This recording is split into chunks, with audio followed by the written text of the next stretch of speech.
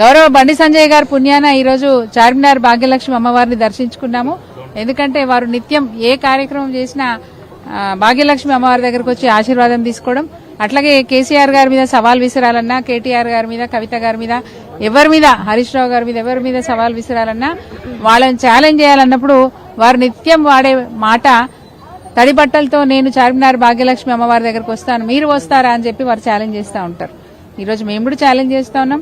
అన్న నీ పుణ్యమే ఈ రోజు మేము కూడా ఇక్కడికి వచ్చి అమ్మవారిని దర్శించుకున్నాం. అమ్మవారిని ఒకటే కోరినాం, మీరు కేంద్ర సహాయ మంత్రిగా ఉండడం వల్లే పోలీసు వాళ్ళు బండి సాయి భగీరథను అరెస్ట్ చేయకుండా వారం రోజుల పాటు తత్సారం చేసినారు. ఇదే పదవిలో మీరు ఇంకా కొనసాగుతూ ఉంటే బండి సాయి భగీరథ కేసు నీరుగారిపోతుందేమో అనే ఆలోచన ప్రజలలో బాగా ఉన్నది. కాబట్టి మీరు చెప్పినా చెప్పకపోయినా కేంద్ర సహాయ మంత్రి కాబట్టి ఇప్పటికి వారం రోజులు దాటేసుకుంటూ వచ్చినారు. భవిష్యత్తులో కూడా అట్లాంటి పరిస్థితి ఉంటుందేమో అని చెప్పి ప్రజల్లో ఇంకా కూడా అట్లాంటి కన్ఫ్యూజన్ ఉంది. కాబట్టి బండి సంజయ్ గారు మీకు మీరే బాధ్యత వహించి మీరు మీ పదవికి రాజీనామా చేస్తే దేశం మొత్తం, రాష్ట్రమే కాదు దేశం మొత్తం కూడా గర్విస్తుంది మిమ్మల్ని చూసి.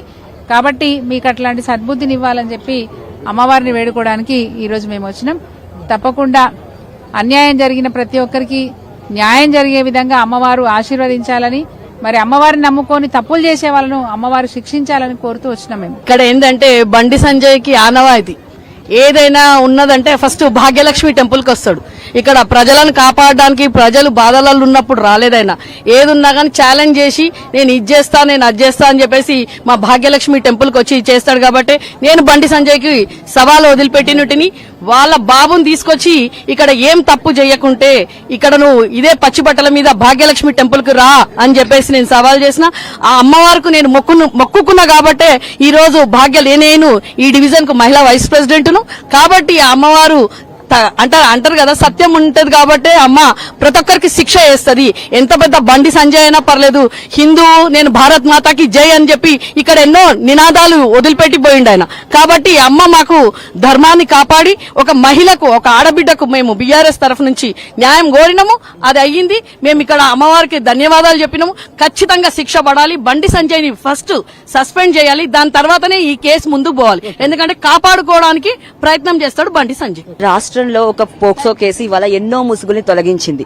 అందులో ఒకటేంటంటే దేశవ్యాప్తంగా మేము కాంగ్రెస్ బీజేపీని రెండు వేరువేరు నినాదాలని చెప్పుకొని తిరుగుతున్న పార్టీ ఈ రోజు తెలంగాణలో రెండు పార్టీలు కలిసి ఏదైతే బండి భగీరథ్ ని, ఏదైతే సన్ ఆఫ్ బండి సంజయ్ గారి కొడుకుని రేవంత్ రెడ్డి గారు 24 గంటలలో అరెస్ట్ చేయాల్సింది చేయకపోగా, 164 స్టేట్మెంట్స్ రికార్డ్ చేయకపోగా 9 రోజుల తర్వాత ఆయనని తీసుకొచ్చి అరెస్ట్ చేసిర్రు.